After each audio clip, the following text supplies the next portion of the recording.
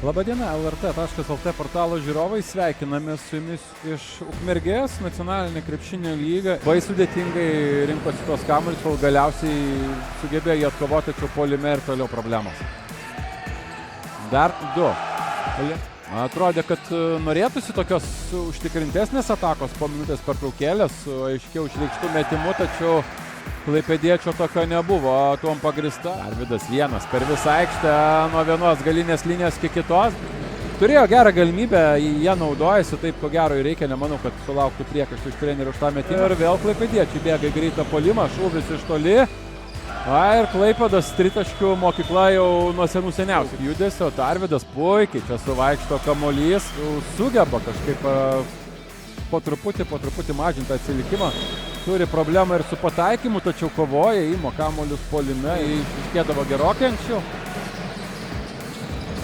O čia tolimos klaipėdiečių šūvis Ernestui Jonkui.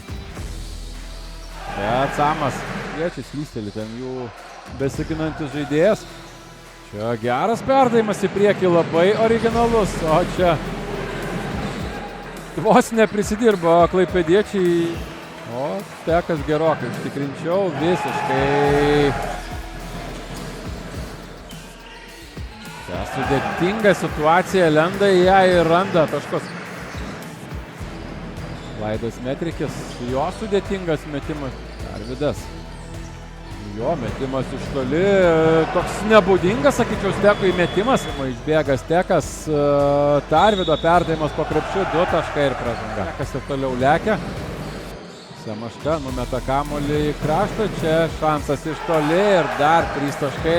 Kartą metimas iš toli netikslus, tačiau tai, apie ką jau kalbėjom, bando mėgautis. Stekas daug perdavimų, susirinks 10 taškų, neblogas pataikymas. O čia žiūrime, ką jie parašė pertraukėlės metu, štai toks greitas perdavimas ir netikslus Brusoko metimas. Klaipėdiečiai tai pramiegojo, faktas, tačiau ir pats Brusokas negalėjo patikėti, kad atsidūrė tokia situacija.